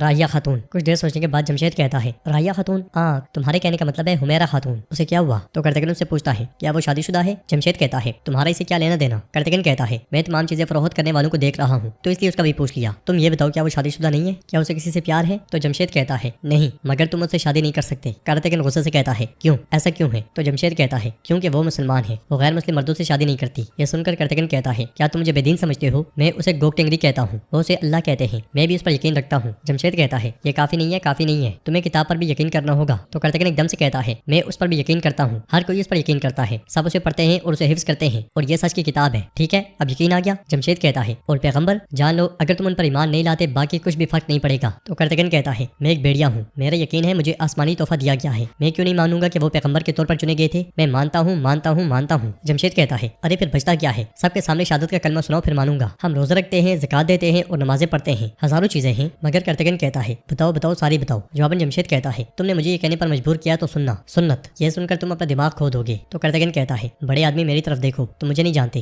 میرے بابا مسلمان تھے، میرے تمام آباؤ اجداد مسلمان تھے، جب میں چھوٹا تھا تو انہوں نے یہ سب کچھ کر لیا تھا، اس کے بارے میں فکر نہ کرو، مجھے بتاؤ سب کچھ بتاؤ، کیا حمیرہ خاتون کسی سے محبت کرتی ہیں؟ تو جمشید کہتا ہے چیخنا بند کرو۔ کرتگن اس کے گلے میں پڑے ہوئے موتی کھینچتے ہوئے کہتا ہے تم چلانا بند کرو، کہیں تم حمیرہ خاتون کو اپنے لیے تو پسند نہیں کر بیٹھے؟ ہاں جلدی بتاؤ۔ جمشید کہتا ہے نہیں نہیں اب بس کرو، خواتین کے بارے میں بات کرنا بند کرو۔ اگلے لمحے مائلز کی بیوی کو آتا ہوا دیکھ کر کرتگن جیسے ہی بڑھنے لگتا ہے جمشید اس کے سامنے جا پہنچتا ہے اور کہتا ہے ہم تمہارے ساتھ خزانے کی تلاش میں جا رہے ہیں۔ کرتگن پوچھتا ہے خزانہ کہاں؟ تو جمشید کہتا ہے قاہرہ کے پراسرار مقام پر، چلو آ جاؤ آ جاؤ۔ یہ کہتے ساتھ وہ اسے لے کر آگے بڑھ جاتا ہے۔ ادھر مائلز کی بیوی آگے بڑھتے بڑھتے صلاح الدین ایوبی تک جا پہنچتی ہے اور ان سے کہتی ہے میرے پاس خوشبوئیں ہیں جو سب کچھ ٹھیک کر دیتی ہیں، میں آپ کے لیے کچھ تیار کر سکتی ہوں۔ صلاح الدین ایوبی کہتے ہیں وہ جو آپ نے کرتگن کو دیا تھا؟ تو وہ کہتی ہے نہیں وہ مختلف تھا، جو ہوا میں نے سنا، مجھے واقعی افسوس ہے، دراصل میں آپ سے اس بارے میں بات کرنا چاہتی تھی، شاید میں مصر میں نہیں ہوں لیکن میرے ایلچی کافی پرانے ہیں، انہوں نے مجھے اہم معلومات دی ہیں، مجھے لگتا ہے کہ یہ آپ کے لیے فائدہ مند ہوگی۔ میں جانتی ہوں کہ ان پرسرار واقعات کا مرتکب کہاں ہے، میں آپ کو اس کے پاس لے جا سکتی ہوں۔ قاہرہ میں شہوار کے کمرے کے باہر بہت زیادہ سپاہی تعینات ہوتے ہیں۔ شہوار وہاں کر جوہر سے پوچھتا ہے کیا سب کچھ تیار ہے؟ تو جوہر کہتا ہے بالکل آپ کے حکم کے مطابق۔ اس لیے میں قاضی فاضل وہاں پہ آ کر پوچھتے ہیں وزیر حضرت یہ کیا ہے؟ سب سپاہی جمع ہو رہے ہیں، کیا وجہ ہے؟ آپ نے ایک مہم کی تیاری کی اور مجھے بتایا بھی نہیں؟ تو شہوار کہتا ہے کیا تم وہ نہیں تھے جس نے کہا تھا کہ ہم زنگیوں کو ادائیگی کریں گے قاضی فاضل؟ ٹھیک ہے، اب ہم مصر کو زنگی نامی مخلوق سے نجات دلانے جا رہے ہیں، تم ہمارے ساتھ شامل ہو سکتے ہو، اگر نہیں تو یہیں کھڑے رہو۔ یہ کہتے ساتھ ہی شہوار سپاہیوں کے ساتھ آگے بڑھ جاتا ہے اور قاضی فاضل بہت پریشان دکھائی دے۔ قاہرہ میں صلاح الدین بھی مائلز کی بیوی کے ساتھ آگے بڑھ رہے ہوتے ہیں۔ کچھ دیر آگے بڑھنے کے بعد وہ ایک جانب اشارہ کرتے ہوئے کہتی ہے یہ جگہ ہے۔ یہ سنتے ساتھ ہی صلاح الدین بھی اس کمرے کو دیکھتے ہوئے اس سے کہتے ہیں اب آپ جا سکتی ہیں، مگر وہ کہتی ہے نہیں میں آپ کے ساتھ جاؤں گی۔ سیڑھیاں چڑھتے ہوئے صلاح الدین بھی اس سے کہتے ہیں پھر ہوشیار رہیے گا اور میری اجازت کے بغیر کچھ نہ کیجیے گا۔ اس کے ساتھ ہی دونوں کمرے کی جانب بڑھ جاتے ہیں۔ شام میں ملکہ فاطمہ خاتون کے ساتھ آگے بڑھ رہی ہوتی ہے، پھر ایک خاتون سے کہتی ہے میں کل یتیم خانی کی رضاکار خاتون بنوں گی، لیکن میری ایک درخواست ہے، آپ سب میرے ساتھ ویسے ہی سلوک کریں گی جیسا دوسری خواتین کے ساتھ کرتی ہیں، نہ زیادہ نہ کم۔ وہ خاتون پوچھتی ہے لیکن کیسے؟ تو فاطمہ خاتون کہتی ہے ملکہ خاتون اپنی سلطانیت کو باہر چھوڑ کر یتیم خانے میں داخل ہوں گی، یہ ان کی درخواست ہے۔ ملکہ کہتی ہے جہاں آپ کو سب سے زیادہ مدد کی ضرورت ہے مجھے وہاں مقرر کریں۔ جواب میں خاتون کہتی ہے بچے، انہیں آپ کی سب سے زیادہ ضرورت ہے، ان سب کو گرما دینے والی ماں کی ضرورت ہے۔ یہ سن کر ملکہ فاطمہ خاتون سے کہتی ہے مجھے امید ہے کہ میرا بچے کے بغیر جلنے والا دل انہیں نہیں جلائے گا۔ تو فاطمہ خاتون کہتی ہے ایسا نہیں ہوگا، یہ ان کے لیے گلاب کا باغ ہوگا۔ اس کے ساتھ ہی وہ تینوں آگے بڑھ جاتی ہیں۔ قاہرہ میں صلاح الدین بھی مائلز کی بیوی کے ساتھ اس کمرے میں داخل ہوتے ہیں اور آگے بڑھتے ہوئے وہاں پڑی لاش کو دیکھتے ہیں۔ پیچھے مائلز کی بیوی بھی خنجر نکال لیتی ہے۔ صلاح الدین بھی اس لاش کو سیدھا کرتے ہیں تو اس کا گلا کٹا ہوتا ہے۔ یہ دیکھ کر مائلز کی بیوی کہتی ہے انہوں نے مجھے بتایا تھا کہ یہ زندہ ہے۔ لاش کو دیکھتے ہوئے صلاح الدین بھی کہتے ہیں خون بتا رہا ہے کہ یہ ابھی ابھی مرا ہے، ہر چیز جگہ پہ ہے، اس کا مطلب ہے کہ یہاں پہ کوئی لڑائی نہیں ہوئی اور ایسا لگتا ہے کہ کسی ایسے شخص نے اسے مار ڈالا جو اس کو جانتا تھا۔ باہر زنگی سپاہی کام کاج میں مصروف ہوتے ہیں۔ اس لیے میں شہوار وہاں پہنچتا ہے اور یہ منظر دیکھ کر کہتا ہے ایسا لگتا ہے کہ زنگی یہاں اچھے سے آباد ہے، تم کیا کہتے ہو قاضی فاضل؟ انہوں نے مہمانوں کے طور پر جڑیں مضبوط کر لی ہیں۔ اس لیے میں امیر یاروکی وہاں آتا ہے۔ شہوار اسے کہتا ہے ظاہر ہے تم یہاں کے چرواہے ہو یاروکی؟ تو یاروکی اسے کہتا ہے ہم یہاں چرواہے بننے نہیں بلکہ نظم و ضبط کو یقینی بنانے کے لیے آئے ہیں۔ اگر آپ کو اتنا ہی شوق ہے کہ ہم چرواہے بنے تو بکریاں مرکزی مقام کے باہر ہیں۔ یہ سن کر شہوار کہتا ہے یقیناً تمہاری زبان تمہاری تلوار جتنی تیز ہے، لیکن اب کسی بھی چیز کی اہمیت نہیں ہے، نہ تلوار کی نہ الفاظ کی۔ یاروکی پوچھتا ہے کیا مطلب، کیا کہنا چاہتے ہو بتاؤ ذرا؟ تو شہوار کہتا ہے لفظوں کی اہمیت تمہیں نہیں کمانڈر شرکو کو چاہیے، جا کر بتاؤ اسے۔ یاروکی کے اشارے پر اس کا سپاہی چلا جاتا ہے۔ کچھ میں مالک اپنے قریبی لوگوں کے ساتھ موجود ہوتا ہے اور کہتا ہے ہم یہاں اپنی بادشاہت کے مستقبل کے بارے میں ایک اہم فیصلہ کرنے جا رہے ہیں۔ جیسا کہ آپ جانتے ہیں کہ ہم نے کچھ عرصہ قبل اپنے پیارے اتحادی کونتے کو کھو دیا تھا۔ ایبلن کی ہمارے لیے اہمیت واضح ہے، اب کونتے کی جگہ کسی شخص کو منتخب کرنے کی ضرورت ہے۔ اس اہم ذمہ داری کے لیے ہماری بادشاہت کی بہت زیادہ خدمت کرنے والے اور جس کی ہمت اور وفاداری پر مجھے کبھی شک نہیں رہا اس کا انتخاب کیا ہے۔ ایبلن کا نیا کمانڈر اپنی بہادری کے بلبوتے پہ اپنا نام بنانے والا سورما چاتلیون ہے۔ یہ سن کر لاڈ گئے اور ولیم بہت خوش ہوتے ہیں اور چاتلیون جیسے ہی کھڑے ہو کر کچھ کہنے لگتا ہے بالین وہاں آتا ہے۔ بالین کو دیکھ کر سبیلا بہت خوش ہوتی ہے اور بالین کہتا ہے میں جو ایبلن کا حقیقی وارث ہوں، کونتیک بیریسا کے بیٹے بالین ہونے کے ناطے اس فیصلے پر اعتراض کرتا ہوں جب تک میں یہاں ہوں اور زندہ ہوں جو زمین میرا حق ہے وہ آپ کسی کو نہیں دے سکتے۔ یہ سن کر لاڈ گئے ولیم اور چاتلیون کو بہت غصہ آتا ہے اور امالیک بالین کو دیکھنے لگ جاتا ہے۔ قاہرہ میں امیر شیرکو اور شہوار آمنے سامنے ہوتے ہیں اور شیرکو کہتے ہیں وزیر شہوار ذرا بتاؤ اس غیر متوقع زیارت اور شور کی وجہ کیا ہے، شر ہے یا خیر؟ تو شہوار کہتا ہے شر ہم سے دور ہی رہے، میرے آنے کا سبب خیر ہے اور اتنی زیادہ خیر کہ پورے مصر کی سرزمین اس سے استفادہ حاصل کرے گی۔ یہ سن کر شیرکو کہتے ہیں تو پھر تمہارے منہ میں جو ہے اسے اگل دو۔ شہوار کہتا ہے زنگیوں کی مصر میں مہمان نوازی اختتام کو پہنچ چکی ہے، اپنے ماتحت تمام سپاہیوں کو لے کر میرا ملک چھوڑ دو امیر شیرکو۔ یہ سن کر شیرکو، کرتگن، یاروکی اور قاضی فاضل کو بہت غصہ آتا ہے اور شیرکو کہتے ہیں وزیر شہوار یا تو تم خواب میں ہو یا جو کچھ تمہارے منہ سے نکل رہا ہے وہ تمہارے کان نہیں سن پا رہے۔ تو شہوار کہتا ہے فکر نہ کرو شیرکو، نہ میں خواب کی حالت میں ہوں نہ ہی میرے کانوں کو کوئی مسئلہ ہے، میری کہی گئی آخری بات یہ ہے تم مصر سے جاؤ گے۔ مگر اس میں صلاح الدین یہ بھی وہاں آتے ہیں اور کہتے ہیں شاید میرے پاس کہنے کے لیے کچھ الفاظ باقی ہیں وزیر شہوار۔ جواباً شہوار کہتا ہے الفاظ بات چیت ختم صلاح الدین، اب تو بس جانے کا وقت ہے۔ صلاح الدین یہ بھی کے پکارنے پر ادریس اور خلیل اس شخص کی لاش لے کر آتے ہیں اور اس کے اوپر سے کپڑا ہٹا دیا جاتا ہے۔ لاش کو دیکھتے ساتھ ہی جوہر کے پسینے چھوٹ جاتے ہیں اور صلاح الدین یہ بھی ان سے پوچھتے ہیں کیا تم اسے جانتے ہو؟ پھر جوہر کی جانب دیکھتے ہوئے کہتے ہیں تم بتاؤ پہچانتے ہو اسے؟ مگر وہ دونوں انکار کر دیتے ہیں۔ ادھر بالین کہتا ہے جیسا کہ میں دیکھ سکتا ہوں کہ ایک اجلاس بلایا گیا ہے اور جو ایبلین میں راحت ہے اس کی بولی لگائی گئی ہے۔ یہ سن کر لاڈ گئے سپاہیوں سے کہتا ہے سپاہیوں اس بےغیرت آدمی کو مزید نہ بولنے دو۔ سپاہی جیسے ہی آگے بڑھتے ہیں امالیگ انہیں روک دیتا ہے تو سپاہی ایک دم سے پیچھے ہٹ جاتے ہیں۔ یہ دیکھ کر لاڈ گئے کہتا ہے لیکن عزت معاب یہ آپ کی بے عزتی کر رہا ہے، صرف آپ ہی کی نہیں آپ کی بادشاہت اور پوری سلطنت کی۔ مگر امالیگ بالین سے کہتا ہے اپنا مسئلہ مناسب الفاظ میں بتاؤ تاکہ میں سن کر برداشت کا مظاہرہ کر سکوں۔ تو بالین کہتا ہے جیسا کہ آپ جانتے ہیں کہ کچھ عرصہ پہلے ہم نے اپنے بھائی کونتے کو کھو دیا، یہ سوچ کر کہ میں یورپ میں ہوں آپ نے سرما چاتلیون کو میرے حقوق دینے کا فیصلہ کیا، لیکن جیسا کہ آپ دیکھ سکتے ہیں کہ میں یہاں ہوں، میں آپ کے سامنے کھڑا ہوں اور اپنا حق لینا چاہتا ہوں۔ ادھر صلاح الدین یہ بھی شہوار اور جوہر سے کہتے ہیں چونکہ پہچان نہیں پا رہے تو میں اسے پہچاننے میں آپ کی مدد کرتا ہوں۔ پھر چٹھی نکالتے ہوئے کہتے ہیں گلوکار کی موت سے شروع ہونے والے حادثے کا ہمارے ہاتھوں میں موجود واحد ثبوت یہ کاغذ تھا۔ یہ کام پیپرز کی طرح لگتا ہے لیکن اس پر لگی سیاہی کو زیادہ دیر تک محفوظ کرنے کی ضرورت تھی، اس کے لیے کاغذ کو خصوصی طور پر بند کیا گیا۔ قاہرہ میں ایسا کرنے والی صرف ایک جگہ ہے، ہم نے وہاں سے آغاز کیا اور بہت تھوڑی محنت کے بعد ہم وہاں پہنچ کے جہاں ان کاغذات کو ترتیب دیا جاتا ہے، قاہرہ سے باہر ایک چھوٹی سی جگہ پہ۔ یہ سنتے ساتھی جوہر اس لمحے کو یاد کرتا ہے جب اس نے محمود کے ساتھی کو سونا دیتے ہوئے کہا تھا تو ناظرین یہ جو لاش ہے یہ محمود کے اسی ساتھی کی ہے۔ شہوار نے اس سے کہا تھا تم نے گلوکار کا معاملہ بہت اچھے سے سنبھالا، وزیر شہوار بھی تمہاری خدمت سے خوش ہے، اب سید کی باری ہے، تم اسے اس کی دکان میں سنبھالو گے تاکہ لوگ اچھی طرح مشتعل ہو جائیں۔ اس موقع پر کمانڈر محمود کو مشتعل کرنا نہ بھولنا۔ جواب میں اس نے کہا تھا، فکر نہ کرو، جیسے تم چاہو گے ویسا ہی ہوگا۔ اس لیے میں جوہر نے کھڑکی سے باہر دیکھا تھا جہاں پہ صلاح الدین ایوبی قاضی فاضل کے ساتھ آگے بڑھ رہے تھے۔ انہیں دیکھتے ساتھ وہ دونوں بھاگ گئے تھے اور ایک سونے کا سکہ گر گیا تھا۔ صلاح الدین ایوبی نے پیچھے سے انہیں بھاگتے ہوئے دیکھ لیا تھا۔ اس خیال کے بعد صلاح الدین ایوبی کہتے ہیں، تب کے لیے تم خوش قسمت ثابت ہوئے، ہاں تم تو بھاگ گئے لیکن ثبوت پیچھے رہ گیا۔ کمرے میں ہمیں قتل کے لیے استعمال کیے جانے والے خطوط ملے۔ دوسرا ثبوت وہ سکہ تھا جو حال ہی میں محترم وزیر کے حکم سے ترتیب دیا گیا تھا لیکن ابھی تک جاری نہیں ہوا تھا۔ پھر سکہ دکھاتے ہوئے کہتے ہیں، کیا یہ عجیب بات نہیں ہے اس سکے کا وہاں سے نکلنا جو کہ سلطنت نے ابھی تک جاری ہی نہیں کیا؟ تو شہوار کہتا ہے، کسی طرح اس کے ہاتھوں میں آ گیا ہوگا۔ صلاح الدین کیا ثابت کرنا چاہتے ہو؟ تو صلاح الدین یہ بھی کہتے ہیں، اس کے بعد کا قتل لطیف کا باپ ایبلین کے مسلمانوں کے لیے احترام کا مظاہرہ کرنے والے سید چچا یاروگی نے پہنچ کر مشتبہ شخص کو ڈھونڈ لیا۔ مصر کا سابق کمانڈر محمود چاقو فروخت کرنے والے شخص کی گواہی کے ساتھ آپ صاحب نے اس کے مجرم ہونے پہ یقین کیا، اسے مجرم ٹھہرایا، لیکن گواہی دینے والے آدمی نے انجانے میں غلطی کی۔ اس نے کہا کہ میں مواد شام سے لیتا ہوں، میں نے ساری رات چاقوں کا جائزہ لیا، سب کا ایک ایک کر کے معائنہ کیا۔ جیسے ہی میں ہار مان کر چھوڑنے والا تھا میں نے دستے کے نیچے ایک چھوٹا سا سوراخ دیکھا۔ چھان بین کے بعد پتہ چلا یہ ایک نشانی تھی جسے یمنی کاریگر استعمال کرتے ہیں، یعنی چاقو بنانے والے نے جھوٹ بولا۔ مواد حلب یا شام سے نہیں بلکہ یمن سے آتا تھا۔ اس نے کمانڈر محمود کے چاقو کی طرح ایک چاقو بنایا لیکن اسے اندازہ نہیں ہو سکا کہ وہ چاقو کے دستے میں ناکام ہو جائے گا۔ جیسے ہی مجھے پتہ چلا میں اس کے گھر گیا۔ ساتھ ہی ہمیں وہ منظر دکھایا جاتا ہے جب صلاح الدین ایوبی ابراہیم کے ساتھ اس کے گھر میں گئے تھے، مگر وہاں وہ بھی مارا جا چکا تھا اور ایک خاتون بیٹھی اس کے پاس رو رہی تھی اور اس عورت نے صلاح الدین ایوبی سے کہا تھا، انہوں نے میرے بہادر کو مار ڈالا۔ یہ کہتے ساتھ انہوں نے سونے کے سکوں کی تھیلی صلاح الدین ایوبی کو دے دی تھی۔ صلاح الدین ایوبی نے سکے غور سے دیکھے تھے اور اب یہاں پہ شہوار سے کہتے ہیں، یہ سکے بھی حال ہی میں بنائے ہوئے سکے ہیں۔ میں نے اس عورت سے اس آدمی کے بارے میں پوچھا جس نے سکے دیے تھے۔ عورت نے اس شخص کے چہرے پر ایک بڑے داغ کا ذکر کیا۔ کتنی عجیب بات ہے، کاغذات بیچنے والے شخص نے بھی یہی تفصیل دی۔ یقیناً آپ پیچھے کسی کو بھی بطور گواہ نہیں چھوڑنا چاہتے تھے۔ سب سے پہلے آپ نے سارا الزام بے قصور کمانڈر محمود پر ڈالا، اسے تخت دار پر لٹکا دیا، جھوٹی گواہی دینے والے چاقو ساز کو بھی مار ڈالا اور بالکل آخر میں یہ تمام غلط کاریاں کرنے والے اس آدمی کو بھی مار دیا۔ یہ سن کر شہوار کہتا ہے، اس صورت میں ہی وہ ہوں جس نے ان سب کو مارا۔ کیا یہ کہنا چاہتے ہو صلاح الدین؟ تو صلاح الدین یہ بھی کہتے ہیں، یہ منصوبے کا آخری مرحلہ تھا، تم نے اپنی زندگی خطرے میں ڈال کر کمانڈر محمود کو فوراً سے پہلے تخت دار پر لٹکایا۔ اس کے ساتھ ہی ہمیں وہ لمحہ دکھایا جاتا ہے جب جوہر نے شہوار سے کہا تھا، سب کچھ منصوبے کے مطابق ہو رہا ہے، آپ نے اپنی زرہ اندر پہن رکھی ہے نا محترم وزیر؟ وزیر کھڑا ہوا تھا تو اس نے اندر زرہ پہنی ہوئی تھی، یعنی کہ وہ تیر اس کی مرضی کے مطابق چھوڑا گیا تھا۔ وزیر نے کہا تھا، میری زرہ کا نام فاضل نکلا۔ اس خیال کے بعد قاضی فاضل کہتے ہیں، عظیم ترین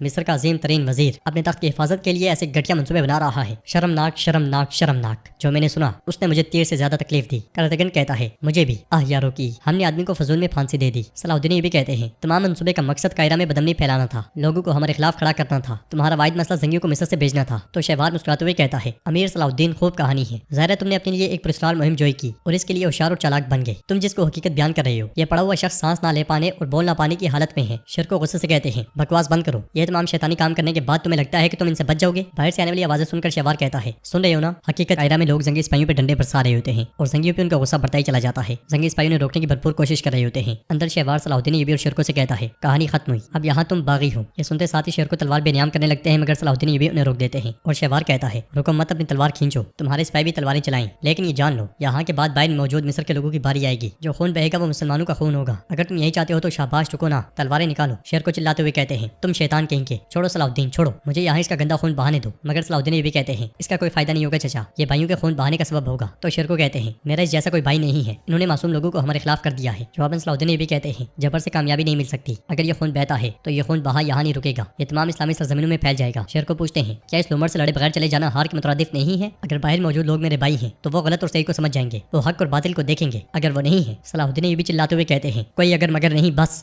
کیا ہمارا مقصد اسلامی سرزمینوں پر اتحاد اور مسلمانوں میں امن لانا نہیں ہے؟ یاروکی کہتا ہے، امن اور اتحاد ان کے لیے ہے جو اس کے مستحق ہے صلاح الدین، چونکہ وہ ہمارے خلاف بغاوت کر رہے ہیں، ان کا خون ہمارے لیے حلال ہے، ہم یا تو مریں گے یا ماریں گے، بہادری کو اسی چیز کی ضرورت ہے۔ جواباً صلاح الدین یہ بھی کہتے ہیں، تم نے اپنی بہادری کو پھانسی کے تختے پر چھوڑ دیا یاروکی۔ شہوار ہنستے ہوئے کہتا ہے، افسوس در افسوس، عظیم سلطان نور الدین زنگی کے بہادر امیر ایک دوسرے سے لڑ رہے ہیں، یہ ٹھیک نہیں ہے۔ میں نے تم سے کہا لیکن تم نے میری بات نہیں سنی۔ مصر ایک نازک عاشق ہے اور اس نازک عاشق کا واحد مالک صرف میں ہوں، تمہیں اب تجربہ ہو گیا ہوگا۔ پھر اپنے تاج پہ موجود پنکھ دکھاتے ہوئے کہتا ہے، امیر شیر کو، یہ مصر کے کرتا دھرتا کا انتقام ہے۔ شیر کو آگے بڑھتے ہیں تو صلاح الدین یہ بھی کہتے ہیں، میں دوسری غلطی کی اجازت نہیں دوں گا، میں آپ کو غلطی کا ازالہ غلطی سے کرنے کی اجازت نہیں دوں گا چچا۔ شیر کو شہوار کی جانب دیکھتے ہوئے کہتے ہیں، تم یہ نہ سمجھو کہ تم جیت گئے ہو، جسے تم جیت سمجھ رہے ہو یہ ایک گھٹیا غلطی ہے، یہ وہ آگے جس میں تم نے قدم رکھا ہے جسے تم جیت سمجھ رہے ہو، ان قریب تمہارا انجام ثابت ہوگا۔ شہوار کہتا ہے، تمہارا راستہ بہت طویل ہے امیر شیر کو، اگر تم راستے میں پیپرس سے ملو تو اسے میری طرف سے سلام کہنا، شاباش، سلامتی سے جاؤ۔ کچھ میں مالک بالن سے کہتا ہے، ہم آپ سے یہ توقع نہیں کر رہے تھے بالن، یہ واقعی ہم سب کے لیے ایک بڑا دھچکا ہے۔ تو بالن کہتا ہے، یقین مانے میرے لیے بھی ایسا ہی ہے، لیکن یہ زندگی ہے، ہے, یہاں کچھ غیر متوقع مقابلے کچھ ایسے غیر متوقع نتائج لا سکتے ہیں. مالک کہتا ہے آپ کے پیارے بھائی کی نشست ہے, بیٹھ جائیں. وہ بیٹھنے لگتا ہے کہ لڑگائے کہتا ہے بادشاہ سلامت, میرا مقصد آپ کی بے عزتی کرنا نہیں ہے, لیکن اس آدمی کو یہ اعزاز حاصل نہیں کہ آپ کے ساتھ ایک میز پر بیٹھ سکے. یہ سن کر بالین لڑگائے سے کہتا ہے لڑگائے میں نے آپ کی کافی شہرت سنی ہے, آخرکار ملاقات بھی ہوگی, لیکن میں دیکھ رہا ہوں کہ آپ میرے بارے میں کافی بغض رکھتے ہیں. تو لڑگائے کہتا ہے تم نے بادشاہ کے خلاف بغاوت کی اور اپنی زمینیں چھوڑ دی, جبکہ سب یہ جانتے ہیں, اور اب تم اچانک نمودار ہوئے ہو وارث بن کے. بادشاہی تو کیا میرے نزدیک تم کچھ کی دیواروں پر پیرا دینے کے لائق بھی نہیں ہو. مالک غصے سے کہتا ہے بس بہت ہوا, مجھے دیکھو, میں فیصلہ کروں گا کہ کون میری میز پر بیٹھنے کے لائق ہے یا نہیں. لڑگائی اگلے لمحے مالک بالین کو بیٹھنے کا اشارہ کرتا ہے اور بالین بیٹھ جاتا ہے. کچھ میں لوگ اور زنگی سپاہی آمنے سامنے ہوتے ہیں. اس لمحے صلاح الدین ایوبی امیر شیر کو اور باقیوں کے ساتھ وہاں آتے ہیں اور ان سے کہتے ہیں اپنے غصے پر قابو رکھنا اور تلواریں ہرگز نہیں نکالنا, ہم انہیں تکلیف نہیں دیں گے. یہ کہتے ساتھ وہ سپاہیوں کے ڈھالوں کے نیچے سے آگے بڑھتے ہیں. بلندی پر سے شہوار یہ سارا منظر دیکھ رہا ہوتا ہے. صلاح الدین ایوبی اور ان کے ساتھی بہت مشکل سے آگے بڑھ رہے ہوتے ہیں. یہ دیکھ کر قاضی فاضل کو بہت دکھ ہوتا ہے. لوگوں کے رویے پر یاروکی تلوار بے نیام کرنے لگتا ہے کہ صلاح الدین ایوبی کہتے ہیں یاروکی ایسا مت کرو. تو یاروکی کہتا ہے یہ افسوسناک ہے.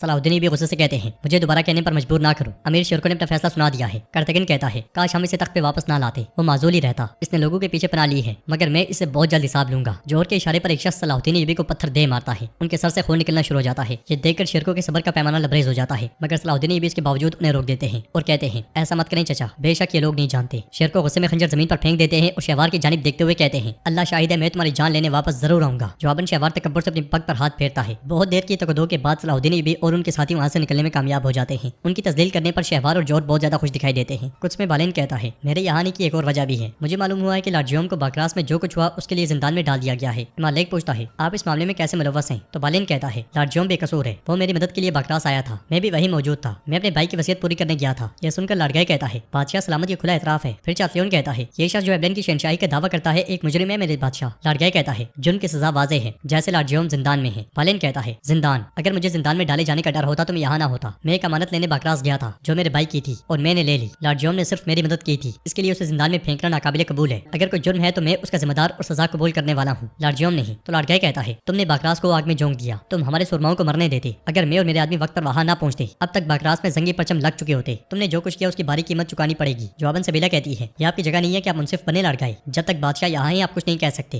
مالک کہتا ہے خاموش, رات کا کھانا ختم ہو گیا ہے, میں ایبلین کی بادشاہی کے بارے میں حتمی فیصلے کے بارے میں سوچوں گا. چارلیون کھڑے ہو کر کچھ کہنے لگتا ہے تو مالک کہتا ہے میں نے کہا میں اس کے بارے میں سوچوں گا. یہ کہتے ساتھ ہی مالک چلا جاتا ہے اور ولیم بالین سے کہتا ہے ہم تفصیل سے جاننا چاہتے ہیں کہ کیا ہوا تھا بالین, میرے ساتھ آؤ. یہ سنتے ساتھ ہی بالین اس کے ساتھ چلا جاتا ہے. کائرہ میں شہوار جوہر سے پوچھتا ہے یہ تم نے کیا کیا؟ تو جوہر کہتا ہے فکر مت کریں, زنگی امیر شام نہیں پہنچیں گے. ادھر صلاح الدین ایوبی امیر شیر کو اور دیگر آگے بڑھ رہے ہوتے ہیں. وہ ساحل پہ پہنچ کر اپنے گھوڑے روک لیتے ہیں اور آرام کی غرض سے گھوڑوں سے نیچے اتر جاتے ہیں. شام میں ادود اور اصفہانی سلطان کے پاس آتے ہیں. سلطان خط کو دیکھتے ہوئے کہتے ہیں ان کا شکریہ جنہوں نے فاطمی ریاست کی تنظیم کے حوالے سے اپنے ذاتی تجربات کے بارے میں بتایا. وہ کہہ رہے ہیں کہ اصل جنگ قاہرہ میں آباد ہونے کے بعد لڑی جائے گی, ہم وہاں مدارس قائم کریں گے. وہ ٹھیک کہہ رہے ہیں. اصفہانی کہتے ہیں میرے سلطان انشاءاللہ, لیکن اس کے لیے ہمیں مصر میں دوبارہ مقام حاصل کرنا ہوگا. سلطان حیرانگی سے پوچھتے ہیں اصفہانی اس کا کیا مطلب ہے؟ جواب میں اصفہانی کہتے ہیں مصر سے آنے والی خبریں اچھی نہیں ہیں. سلطان غصے سے کہتے ہیں کیا ہوا براہ راست کہو. ادھر ساحل کے کنارے کرتگن یاروکی سے کہتا ہے ہم زنگی دنیا کے نہیں ہیں, میں بورو سے ہوں. زنگی تو نہیں ہوں, کیا تم بھی زنگی نہیں ہو؟ میں ان کے ساتھ صرف اس لیے ہوں کیونکہ میری بہن نے زنگی کے ساتھ شادی کی ہے. پھر اس کے قریب جا کر کہتا ہے قاہرہ اچھا تھا, وہ بابرکت تھا, اس کا بازار بڑا تھا, اس پہ بڑی خوشبو آ رہی تھی. میرے پاس وہاں کچھ خزانے کا کام تھا, وہ بھی ناکام رہا, لیکن مجھے اخلاقیات پر عمل کرنے کی ضرورت ہے. میں اپنے ساتھیوں کو مایوس نہیں کر سکتا جبکہ وہاں موجود باقی سب لوگ کام کاج میں لگے ہوتے ہیں. صلاح الدین ایوبی گہری سوچ میں گم ہوتے ہیں. اس لیے میں لطیف وہاں آتا ہے اور صلاح الدین ایوبی سے کہتا ہے اللہ کا شکر ہے میں آپ تک پہنچ گیا ہوں, میرے بغیر آپ کہاں جا رہے ہیں؟ تو صلاح الدین ایوبی سے کہتے ہیں لطیف تمہارا گھر قاہرہ ہے, وہاں کے لوگوں کو تمہاری ضرورت ہے. تو لطیف کہتا ہے میں ان کی مدد صرف اس صورت میں کر سکتا ہوں جب میں آپ کے ساتھ ہوں, برائے مہربانی مجھے اپنے ساتھ آنے دیں. صلاح الدین ایوبی کہتے ہیں یہ مجھے خوشی دے گا, لیکن کیا تم اپنا گھر چھوڑ کر ہمارے ساتھ شامل ہو سکتے ہو؟ لطیف کہتا ہے میں ہجرت اور ہجرت کی مشقت کا عادی ہوں, مجھے اپنے ساتھ آنے دیں. کرتگن اسے دیکھتے ہوئے یاروکی سے کہتا ہے بس جیسے اسی کی کمی تھی, اور صلاح الدین ایوبی لطیف کو اپنے ساتھ آنے کی اجازت دے دیتے ہیں. اس لیے میں شہوار کے بھیجے ہوئے آدمی تلواریں لے کر ان کی جانب بڑھتے ہیں, جنہیں دیکھتے ہوئے یاروکی کہتا ہے شہوار نے ہمارے پیچھے آدمی بھیجے ہیں. ایتھس کہتے ہیں ہم انہیں قاہرہ میں نہیں مار سکتے تھے, مگر آپ یہ اپنے قدموں پر چل کر یہاں آئے ہیں. اس کے ساتھ ہی سب تلواریں بے نیام کر لیتے ہیں اور اگلے لمحے ان پہ ٹوٹ پڑتے ہیں. آرام نہ کرنے والے شیر کو تنہا آگے بڑھ رہے ہوتے ہیں, مگر یہ منظر دیکھتے ساتھ ان کا خون کھول اٹھتا ہے اور وہ تلوار بے نیام کرتے ہوئے گھوڑے کو ان کی جانب دوڑا دیتے ہیں. صلاح الدین ایوبی اپنے ساتھیوں کے ساتھ مل کر انہیں مسلسل جہنم واصل کرتے ہی چلے جاتے ہیں. گھوڑے پر سوار شیر کو کئیوں کو موت کے گھاٹ اتارنے کے بعد گھوڑے سے اتر جاتے ہیں اور چوغا اتارتے ساتھ ہی ایک ہی ہلے میں کئیوں کو پچھاڑ دے. شام میں اصفہانی سلطان سے کہتے ہیں شہر میں زبردست افراتفری مچ گئی ہے, کچھ آدمی جو لوگوں میں کافی مقبول تھے یک کے بعد دیگرے قتل کیے گئے ہیں. پھر وزیر اماد کہتے ہیں اور لوگوں نے جو کچھ ہوا اس کا ذمہ دار زنگی امیروں کو ٹھہرایا ہے. اگرچہ یہ پتہ چلا ہے کہ وزیر شہوار نے اس سب کی منصوبہ بندی کی تھی, لیکن اس کا کوئی فائدہ نہیں ہوا. سلطان پوچھتے ہیں کیا فائدہ نہیں ہوا, اس کا کیا مطلب ہے کہ فائدہ نہیں ہوا؟ تو میودود کہتا ہے اس سے پہلے کہ امیر واپس جاتے شہوار نے زنگی قرارگاہ کو خالی کر دیا اور ان سب کو مصر سے باہر نکال دیا. وہ شام کے راستے پر ہیں. یہ سن کر سلطان کو بہت غصہ آتا ہے اور وہ تخت پہ بیٹھ جاتے ہیں. ادھر شیر کو اپنے ساتھیوں کے ساتھ مل کر مسلسل شہوار کے آدمی کو جہنم واصل کر رہے ہوتے ہیں. لطیف اور خلیل بھی باکمال انداز میں لڑتے ہیں. بزرگ کی تیراندازی بھی زبردست ہوتی ہے, مطلب کہ کوئی بھی ان کے سامنے ٹک نہیں پاتا. کچھ में चातलियन बहुत गुस्से में अपने कमरे में टहल रहा होता है और लाडगाय के आने पर कहता है, आ जाओ लाडगाय आ जाओ, क्या आपका वादा सिर्फ बालेन के आने तक था? एबलेन का बादशाह चातलियन कहाँ गया बताओ मुझे। तो लाडगाय कहता है, जिसका आपसे वादा किया गया था वो सिर्फ एबलेन ही नहीं था, इसके अलावा हम इस मामले को संभाल लेंगे, ताकत से नहीं बल्कि अकल से। इसे अपने गुस्से से भरे दिमाग में डालो चातलियन, आपको भी बालेन के बारे में फिक्र करने की जरूरत नहीं है। चातलियन पूछता है, विलियम बालेन की तरफ क्यों है? कम से कम ये तो बताओ। तो लाडगाय कहता है, उसके पास एक मंसूबा है लेकिन मुझे अभी तक कुछ मालूम नहीं। विलियम का हमेशा एक खुफिया मंसूबा होता है, हम देखेंगे कि आया उसकी वजह हमें कायल कर सकती है या नहीं। आपको अपने आप को संभालना चाहिए, जल्दी आप एक खानदान शुरू कर सकते हैं। चातलियन हैरानगी से कहता है, खानदान? मैंने एक बार कोशिश की थी, ये मेरे लिए मुमकिन नहीं है। जवाबन लाडगाय कहता है, इतने अदम एतमाद के शिकार मत तुम। एबलेन के अलावा एक खाली तख्त कैरिक किले का भी है, खाली तख्त और एक बेवा मलका, और वो है मैला। जवाबन चातलियन कहता है, नहीं नहीं नहीं, कोई रास्ता नहीं है, मैं उसे जानता भी नहीं हूँ। इसके अलावा मैं एक बेवा मलका को बर्दाश्त करने के बजाय जिंदान में वापस जाना पसंद करूंगा। लाडगाय मुस्कुराते हुए कहता है, फिर भी इस पे गौर करो, साहिल पे जबरदस्त लड़ाई हो रही होती है, शहवार के सिपाही मुसलसल कट रहे होते हैं, शेरको का गुस्सा सर चढ़ के बोल रहा होता है और वो सिपाहियों को मारने के साथ साथ समुद्र में गर्क कर रहा होता है। कुछ में बालेनी मालिक से कहता है, कहानी के आखिर में लॉर्ड माइल्स ने मिस्र में अपनी गलतियों का बदला बदकिस्मती से अपनी जिंदगी से अदा किया था। तो मालिक कहता है, जहाँ तक मैं देखता हूँ जिसने मिस्र में गिरा खोली और माइल्स के गले में रस्सी डाली वो अमीर सलाहुद्दीन ही था। अगर आप उसे करीब से जानते हैं तो ये मुस्तकबिल में हमारे लिए अच्छा हो सकता है। तो विलियम कहता है, सुल्तान नूरुद्दीन इस्लाम को फरोग देने के लिए बड़े इकदाम कर रहा है, अब हम ईसाइयों को अपने ताकतवर बादशाह के साए में मुत्तहिद हो जाना चाहिए, हमें मुसलमानों के खिलाफ मिलकर कार्रवाई करनी चाहिए। मालिक कहता है, अगर जंगी कायरा पर काबिज हो गए तो उनका नया हदफ कुछ होगा। इसलिए मैं लाडगाय वहाँ आता है और कहता है, जंगियों को मिस्र से निकाल दिया गया है। यह सुनकर मालिक बहुत खुश होता है। मिस्र के साहिल पे लड़ाई आबोताब के साथ जारी होती है। सलाहुद्दीन यूबी का एक साथी कहीं के गद्दारों पर भारी पड़ता है, लड़ते लड़ते लतीफ जख्मी हो जाता है। करीबी में मौजूद सलाहुद्दीन यूबी उसका हाल पूछते हैं तो लतीफ कहता है, मैं ठीक हूँ। शेरको का गुस्सा काम होने का नाम नहीं लेता, वो जहाँ भी गद्दार सिपाही को देखते हैं उस पर टूट पड़ते हैं। खलील भी अपनी तस्लील का खूब इंतकाम ले रहा होता है। कुछ में मालिक खड़े होकर कहता है, लाडगाय ये वाकई हैरत अंगेज खबर है, इसका मतलब है हमारे लिए मिस्र में होना और भी आसान हो जाएगा। बालेन पूछता है, एबलेन के बारे में क्या है? जवाबनी मालिक कहता है, मैं कुछ दिन इस पर गौर करूंगा। लाडगाय गुस्से में बालेन को देखते हुए चला जाता है और बालेन मालिक से कहता है, जैसे आपका हुक्म बादशाह, मैं अपना हक लेने के लिए बेसब्री से इंतजार कर रहा हूँ। मालिक कहता है, लेकिन मैं इस दौरान तुम्हें फ्रीजा सौंपना चाहता हूँ बालेन, और बिलाशुबह इस फर्ज में तुम्हारी कामयाबी एबलेन में तुम्हारे मुस्तकबिल को रोशन करेगी। उधर साहिल पे खलील और एसिस लतीफ को सारा देते हैं और एक तवील लड़ाई के बाद सब गद्दार मारे जाते हैं। शेर को आखिरी को काटते हुए कहते हैं, मैं एक एक करके इनके सर काट दूंगा और इनके सरों का कायरा के महल के सामने ढेर लगा दूंगा, सबके सबका। ये कहते साथ वो जख्मी सिपाही को मारने लगते हैं मगर सलाहुद्दीन यूबी उनका हाथ पकड़ लेते हैं और कहते हैं, चचा बस जंग खत्म हो गई है। मगर शेर को कहते हैं, नहीं अभी खत्म नहीं हुई, ये उस वक्त तक खत्म नहीं होगी जब तक मैं शहवार का सर ना काट दूं। मुझे छोड़ो सलाहुद्दीन। अपना हाथ छुड़वाने के बाद वो फिर से उसे मारने लगते हैं मगर सलाहुद्दीन यूबी के चिल्लाने पर रुक जाते हैं। सलाहुद्दीन यूबी उनसे कहते हैं, चचा पुरस्कून हो जाए, हमें फौरन शाम जाना होगा और साफ जहन के साथ अपने इक़दाम की मनसूबबंदी करनी होगी, अपने आप को संभालें। या रुकी कहता है, हमने बगैर कुछ किए कायदा छोड़ दिया, हमें उन्हें कुचल देना चाहिए था, हमारी बेइज्जती हुई है। जवाबन सलाहुद्दीन यूबी कहते हैं, जैसे आप बेइज्जती कर रहे हैं, जब हम मिस्र जाएंगे तो ये हमारा फख्र बनेगी, उम्मीदें मत छोड़ें। तो या रुकी कहता है, ये दिलकश अल्फाज सुल्तान से कहना, देखते हैं वो क्या कहते हैं। यह सुनकर शेर को परेशान होते हुए घुटने के बल बैठ जाते हैं और गमगीन होते हुए कहते हैं, मैं सुल्तान को क्या जवाब दूंगा, मैं उनके सामने कैसे खड़ा हूँगा। सलाहुद्दीन यूबी उनके पास बैठकर उन्हें हौसला देते हुए कहते हैं, चचा हम एक साथ मिस्र में दाखिल हुए और एक साथ निकले, हम मिलकर हिसाब देंगे, अब जाने का वक्त है, चलें। कायरा में महिला गुस्से में सलाहुद्दीन यूबी की तस्वीर को देख रही होती है और गमगीन होते हुए कहती है, मैं नहीं कर सकी माइज, मैं नहीं कर सकी। कुछ में मालिक बालेन से कहता है, हम कायरा में एक नया बाजार कायम करेंगे जहाँ ईसाई ताजिर तिजारत करेंगे और मुझे उनकी रहनुमाई के लिए किसी की जरूरत है, वो तुम होगे बालेन। तो बालेन कहता है, मुझे नहीं लगता कि ये मेरे लिए मौजू काम है। तो मालिक कहता है, एबलेन के कोंते के तौर पर तुम्हें ये साबित करना होगा कि तुम मुस्तैक हो और तख्त के लिए तैयार हो। फिर विलियम कहता है, अगर हमारा मंसूबा ठीक काम करता है तो मिस्र के दरवाजे हमारे लिए दोबारा खुल जाएंगे और तुम्हें बाकरास का चोर नहीं कहा जाएगा बल्कि एजाज के साथ याद रखा जाएगा। क्या तुम करोगे बालेन? यह सुनते साथ ही बालेन सोच में पड़ जाता है। कायरा में शहवार काजी फाजिल से कहता है, तुम्हारे दोस्त तो चले गए हैं, तुम अभी तक यहाँ हो। जवाबन काजी फाजिल कहता है, क्या आप चाहते हैं कि मैं भी चला जाऊँ? जवाबन शहवार कहता है, शायद जाने का वक्त आ गया है। इस पर काजी फाजिल कहते हैं, मैंने इसके बारे में सोचा, क्योंकि आपने सुल्तान नूरुद्दीन के हुजूर अपना वादा पूरा नहीं किया, आपने अपना वादा पूरा नहीं किया और उन जंगियों को बर्खास्त कर दिया जिन्होंने आपका तख्त वापस लेने में आपकी मदद की थी। तो मैंने सोचा कि मुझे अपना वादा पूरा करना चाहिए। फिर कलम उठाते हुए कहता है, मैं कलम के साथ शाम जाऊं जो मेरा वाहिद खजाना है और सुल्तान नूरुद्दीन की खिदमत करूं। दरवाजे पर खड़ा जौहर उनकी बातें सुन रहा होता है। शहवार पूछता है, किस चीज ने तुम्हारा ज़हन बदला काजी फाजिल? जवाबन काजी फाजिल कहते हैं, जिसने मुझे जाने के बारे में सोचने पर मजबूर किया, वही मेरे ठहरने का सबब बना। हर चीज से पहले मैं अपना वादा पूरा करूंगा जो मैंने मिस्र से किया था, जब तक कि मिस्र के आसमान पर अदल और रहमत के बादल जमा ना हो और जमीन पर फजल की बारिश ना हो जाए। मैं अपने वाहिद हथियार के साथ यहाँ फ्रीजा पूरा करूंगा और आप बेहतर जानते हैं कि मैं अपने कलम के साथ क्या कर सकता हूँ, यानी मैं कहीं नहीं जा रहा। काजी फाजिल की बात सुनकर जौहर को बहुत गुस्सा आता है। कुछ में विलियम बालेन से कहता है, मिस्र में अवाम बादशाह के खिलाफ रद्दमल का इजहार कर रही है, आम लोग कायल होने के लिए जीते हैं, अपने आप को कम ना समझो। तो बालेन कहता है, हाँ लेकिन अल्फाज की ताकत महदूद है, मुझे अपने पीछे मजबूत इरादे और बहुत सारे पैसे की जरूरत है। यह सुनकर विलियम कहता है, ये सब संभाल लिया जाएगा, बस ये यकीन दिलाओ कि तुम हमारे बादशाह के बढ़ाए हुए हाथ को थाम लोगे, यही काफी होगा। एक तरफ खड़ी सबीला को देखने के बाद बालेन कहता है, ठीक है मगर मेरी भी एक शर्त है। शाम में वजीर अमाद सुल्तान के पास जाकर कहते हैं, जिन मुसाफिरों का हम इंतजार कर रहे थे वो शहर पहुंच चुके हैं मेरे सुल्तान। सुल्तान पूछते हैं, क्या सब कुछ तैयार है? तो वजीर अमाद कहते हैं, जी हाँ मेरे सुल्तान। तो सुल्तान कहते हैं, हम भी तैयार हैं। ये कहते साथ ही वो सब आगे बढ़ जाते हैं। कुछ में मालिक पूछता है, बालेन तुम्हारी क्या शर्त है? तो बालेन कहता है, बाकरास में जो कुछ हुआ उसने मेरी साख पर रोशनी डाल दी है, इसको मद्देनजर रखते हुए मैं चाहता हूँ कि लाडजोम को दोबारा आजमाया जाए और रिहा किया जाए। इधर शेर को सलाहुद्दीन यूबी और बाकी साथियों के साथ महल में दाखिल होते हैं। एक तरफ मस्जिद उल अक्सा के लिए बनाया हुआ मिंबर रखा होता है, जिसे देखते साथ ही सब रुक जाते हैं और यारुकी के सिपाही से पूछता है, मेरे میرے امیر اس کا کیا مطلب ہے؟ یاروکی کہتا ہے میں کچھ اچھا سوچنا چاہتا ہوں لیکن چلو سلطان کے غضب سے اللہ کی پناہ مانگتے ہیں۔ خلیل عزیز سے پوچھتا ہے کیا یہ ممبر ہمیشہ محل کے صحن میں اسی طرح کھڑا رہتا ہے؟ جواب میں عزیز کہتے ہیں یہ ممبر یہاں کے لیے نہیں ہے، یہ مسجد الاقصی کے ممبر کے ساتھ سب لوگ بہت پریشان کھڑے ہوتے ہیں اور سلطان کے آنے پر سب لوگ ادب سے کھڑے ہو جاتے ہیں۔ صلاح الدین بھی آگے بڑھنے لگتے ہیں مگر سلطان انہیں پیچھے کر دیتے ہیں اور عزیز سے کہتے ہیں تم لوگ جا سکتے ہو۔ یہ سنتے ساتھ ہی عزیز اپنے ساتھیوں کے ساتھ چلے جاتے ہیں۔ کرتگن بھی جانے کے لیے مڑتا ہے مگر صلاح الدین کو غصے میں دیکھ کر رک جاتا ہے۔ سلطان ممبر کے پاس جا کر پوچھتے ہیں کیوں ہم نے یہ ممبر بنایا؟ تو شیر کو کہتے ہیں مسجد الاقصی کے لیے میرے سلطان۔ جواباً سلطان کہتے ہیں اچھا پھر میں تم سے پوچھتا ہوں شیر کو افندی، کیا ان تمام سالوں میں ہم اس ممبر کو اس کی صحیح جگہ یعنی کچھ کے دل مسجد الاقصی میں رکھنے کے لیے نہیں لڑے؟ کیا ہم اس کے لیے مصر نہیں گئے؟ کیا تم نہیں جانتے کہ کچھ کا راستہ قائرہ سے ہو کر گزرتا ہے؟ شیر کو کہتے ہیں ہم جانتے ہیں میرے سلطان۔ سلطان گرجتے ہوئے کہتے ہیں تم جانتے ہو تو پھر اس شرمندگی کے ساتھ واپس کیوں آئے ہو؟ حالانکہ تم جانتے تھے کہ ہماری غیر موجودگی میں وہ جگہ کافر لے لیں گے۔ تم اسلام کی اصل سرزمین کو کیسے چھوڑ سکتے ہو؟ ٹھیک ہے تم آگے، لیکن اب تم میرے سامنے کیسے کھڑے ہو سکتے ہو؟ یاروکی کہتا ہے سلطان اگر ممکن ہے تو کیا ہم اس معاملے پر نجی کمرے میں بات کر سکتے ہیں؟ سلطان کہتے ہیں یہ کیا ہے یاروکی، کیا تم شرمندہ ہو؟ کیا تمہیں نجی کمرے میں وہ عزت مل جائے گی جو تمہیں تلوار سے نہیں مل سکی؟ یہاں تک کہ علماء اور صوفیہ نے بھی تمہاری شکست کے بارے میں سنا۔ اب کیا یہ زیادہ ہو جائے گا اگر محل کے لوگ بھی سن لیں گے تو؟ اب ایک ایک کر کے مجھے بتاؤ کہ وہاں کیا ہوا تھا۔ کچھ میں سبیلا آگے بڑھ رہی ہوتی ہے کہ اس کا سامنا بالین سے ہوتا ہے۔ بالین اسے کہتا ہے میں تمہارا انتظار کر رہا تھا۔ وہاں سے گزرنے والا لڑکا انہیں دیکھ کر رک جاتا ہے اور چھپ جاتا ہے۔ سبیلا کہتی ہے میں بھی تم سے ملنا چاہتی تھی بالین، تمہارا شکریہ ادا کرنے کے لیے جو کچھ تم نے لارڈجوم کے لیے کیا۔ تو بالین کہتا ہے ایسی کوئی بات نہیں، میں نے وہی کیا جو مجھے کرنا چاہیے تھا۔ بادشاہ مجھے مصر میں ایک خاص فریضہ سونپنا چاہتا ہے، چاہے میں اس فرض کو قبول کروں یا نہ کروں، ایبلین میں میرے مستقبل پر براہ راست اثر پڑے گا، اور نہ صرف یہ لارڈجوم کی آزادی بھی اسی صورتحال پر منحصر ہے۔ سبیلا پوچھتی ہے پھر تم نے کیا کہا؟ تو بالین کہتا ہے میں نے اسے قبول کر لیا، میں مصر جاؤں گا۔ یہ سنتے ساتھ ہی سبیلا خوش ہوتے ہوئے اس کے گلے لگ جاتی ہے اور اس سے کہتی ہے میں تمہاری بہت زیادہ شکر گزار ہوں۔ یہ منظر دیکھ کر لڑکا آگے بڑھتا ہے اور کہتا ہے دو پرانے محبت کرنے والے مل گئے، آپ نے ایک دوسرے کو بہت یاد کیا ہوگا۔ اسے دیکھ کر سبیلا بہت پریشان ہو جاتی ہے۔ شام میں شیر کو سلطان سے کہتے ہیں ہمیں پتہ چلا کہ جس آدمی کو ہم نے سزا دی ہے وہ بے قصور ہے میرے سلطان، لوگ پاگل ہو گئے، انہوں نے کہا کہ وہ زنگیوں کو یہاں نہیں چاہتے اور باغی ہو گئے۔ یہ ہر چیز شہوار کا منصوبہ تھا اور ہم لوگوں کو بھائیوں کا خون بہنے سے روکنے کے لیے، لوگوں کو تکلیف دینے سے روکنے کے لیے سلطانوں نے وہیں روک دیتے ہیں۔ اور یاروکی سے پوچھتے ہیں تم مجھے بتاؤ یاروکی؟ تو یاروکی کہتا ہے امیر شیر کو نے جو کہا وہ سچ ہے، ہم شہوار کے منصوبے کا شکار ہو گئے، ہم جسے قتل کا ذمہ دار سمجھتے تھے ہم نے اس محمود نامی ایک سابق مصری فوجی کو پھانسی دے دی، لوگوں کو ہمارے خلاف کرنے والی اس شہوار کی غداری سے ہم دھوکہ کھا گئے، سارا الزام ہم پہ ڈال دیا گیا۔ یہ سن کر سلطان کہتے ہیں یعنی کہ تم کہہ رہے ہو کہ تمہاری تلوار شہوار کے منصوبے کو شکست دینے کے لیے کافی نہیں تھی، کیا ایسا ہی ہے یاروکی؟ سلطان کرتگن کے پاس آتے ہیں تو وہ سر جھکا لیتا ہے۔ سلطان صلاح الدین ایوبی سے کہتے ہیں تم بتاؤ؟ جواباً صلاح الدین ایوبی کہتے ہیں میرے سلطان محمود کی پھانسی میں میری حتمی رائے نہیں لی گئی، مجھے تحقیقات کا موقع نہیں دیا گیا، وزیر شہوار نے ہر ممکن کوشش کی اور اس شخص کو قاضی کا فیصلہ سنائے بغیر پھانسی دے دی گئی، میں نے اس پر اعتراض کیا، اچانک فیصلہ کر دیا گیا اور میں انہیں نہیں بتا سکا، انصاف سے منہ پھیرنے کی قیمت مصر کو کھونے کے نتیجے میں ادا کرنی پڑی۔ یہ سن کر سلطان شیر سے کہتے ہیں شیر کو تم اپنے نفس کے ہاتھوں شکست کھا گئے، تم اپنے عزائم کے ہاتھوں شکست کھا گئے، یاروکی تمہاری تلوار جس پر تم نے اتنا بھروسہ کیا شہوار کی چالوں کے سامنے ہار گئی۔ امیر صلاح الدین اگرچہ تم جسے حق کہہ رہے ہو اسے پورا نہیں کر سکے، تم لوگوں نے ابھی تک ماضی میں جو کچھ کیا وہ امت کے لیے اعزاز کا باعث بنا، لیکن اس نقصان کے بعد تم لوگوں نے برسوں کی کوششیں ضائع کر دی اور ظالم کے گناہ میں شریک ہو گئے۔ سلطان کے سامنے بہت سے لوگ کچھ کہنا تو چاہتے ہیں مگر اس وقت سلطان کے سامنے کسی کا منہ نہیں کھلتا کیونکہ سلطان بہت زیادہ غصے میں دکھائی دیتے ہیں۔ کچھ میں شمسہ رائبہ لوسیا سے کہتی ہے جب ہم چھوٹے تھے آپ ہمیں زیتون کے بیج چننے کے لیے لے جاتی تھی، ہے نا رائبہ لوسیا؟ آپ اس طرح زیتون کے درخت کی ایک شاخ پکڑتی تھی اور آپ ہمیں بتاتی تھی کہ زیتون کا درخت نزاکت، خوبصورتی اور برکت کی علامت ہے، چلیں اسے پکڑیں بالکل پرانے دنوں کی طرح۔ مجھے دوبارہ بتائیں۔ شمسہ کے بازو پر نشان دیکھتے ساتھ ہی رائبہ لوسیا کی جان میں جان پڑ جاتی ہے اور وہ ایک دم سے اس کا بازو پکڑ لیتی ہے، پھر روتے ہوئے کہتی ہے تم شمسہ ہو؟ ان کے ہوش میں آنے پر شمسہ خوش ہوتے ہوئے کہتی ہے خدا کا شکر ہے رائبہ لوسیا، میں آپ کو یاد آ گئی، برائے مہربانی میری ماں کو یاد کرنے کی کوشش کریں، برائے مہربانی۔ شام میں سلطان ممبر کے ساتھ جا کھڑے ہوتے ہیں اور بہت دیر سوچنے کے بعد ہاتھ بڑھاتے ہیں تو عمر ملا ان کے ہاتھ میں مشل دیتے ہیں۔ سلطان شیر سے کہتے ہیں اب اس ممبر کو جہاں سے اس کا تعلق ہے یعنی مسجد الاقصی میں رکھنا صرف میری محبت نہیں ہے بلکہ یہ پوری امت کے دن رات کی دعا ہے۔ اب جیسا کہ تم لوگوں نے مصر میں کیا اس طرح سے تم امت کے خوابوں کو اپنے ہاتھوں کے ساتھ جلا ڈالو گے، کیونکہ جو کچھ مصر میں ہوا تم لوگ کبھی بھی اس کے نقصان کا کفارہ ادا نہیں کر سکتے۔ اب اس ممبر کو جو بھی جلانا چاہتا ہے آگے بڑھے اور جلا دے اسے۔ کوئی آگے نہیں بڑھتا تو سلطان شیر سے کہتے ہیں امیر شیر کو یہ لو۔ شیر کو کچھ کہنے لگتے ہیں تو سلطان چلاتے ہوئے کہتے ہیں میں نے کہا اسے لے لو۔ یہ سنتے ساتھ ہی شیر کو سلطان کے پاؤں پڑ جاتے ہیں اور کہتے ہیں میرے سلطان ایسا مت کریں، اس ناکامی اور ذلت کا ذمہ دار میں ہوں، میں ساری زندگی اس شرم کو اپنے سینے سے لگائے جی لوں گا، لیکن ایسا نہ کریں، میں نے بہت بڑی غلطی کی ہے لیکن میرے پاس اس کے لیے کوئی جواز نہیں ہے، مجھے معاف کر دیں میرے سلطان، مجھے صرف ایک اور موقع دیں تاکہ ہم مصر اور قدس دونوں کو لے سکیں اور ممبر کو وہاں رکھ سکیں جہاں سے اس کا تعلق ہے، مجھے معاف کر دیں سلطان، مجھے معاف کر دیں۔ شیر کی بے بسی دیکھ کر سلطان کا دل نرم پڑ جاتا ہے اور وہ مشل واپس کر دیتے ہیں، پھر اپنے چوغا چھڑواتے ہوئے کہتے ہیں اس زخم کو بھرنے کے لیے بہت وقت لگے گا جسے تم نے کھولا ہے شیر کو، اب تم سب جا سکتے ہو، اب تم سب میری نظروں سے اوجھل ہو جاؤ۔ صلاح الدین یہ بھی جانے لگتے ہیں تو سلطان انہیں روک لیتے ہیں اور ان سے کہتے ہیں تم میرے ساتھ آؤ گے۔ یہ کہتے ساتھ ہی سلطان محل میں چلے جاتے ہیں۔ ادھر رائبہ لوسیا شمسہ سے کہتی ہے تمہاری ماں کہاں ہے؟ میں جانتی ہوں۔ شمسہ پوچھتی ہے رائبہ لوسیا خدا کا شکر ہے، برائے مہربانی بتائیں میری ماں کہاں ہے؟ تو رائبہ لوسیا کہتی ہے وہ شخص جس نے تمہیں گرجا گھر میں چھوڑا اس نے کہا کہ تمہاری ماں کو شام لے جایا گیا ہے، وہ وہاں یتیموں کی دیکھ بھال کرتی ہے۔ شمسہ غمگین ہوتے ہوئے پوچھتی ہے کیا میری ماں شام میں ہے؟ تو رائبہ لوسیا ہاں میں سر ہلاتی ہے۔ ادھر صلاح الدین بھی سلطان کے پاس آتے ہیں، انہیں شرمندہ دیکھ کر سلطان ان کا سر اٹھاتے ہیں، پھر ان سے پیار کرتے ہوئے کہتے ہیں میرے بیٹے۔ صلاح الدین ایوبی بھی میرے بابا کہتے ساتھ ہی ان کے گلے لگ جاتے ہیں۔ سلطان کہتے ہیں باپ اولاد کا اور اولاد باپ کا راز ہوتی ہے، تو صلاح الدین ایوبی کہتے ہیں جن کا راز قدس ہو ان کے دل ایک ساتھ دھڑکتے ہیں، باپ اولاد کی پناہ گاہ ہے۔ سلطان کہتے ہیں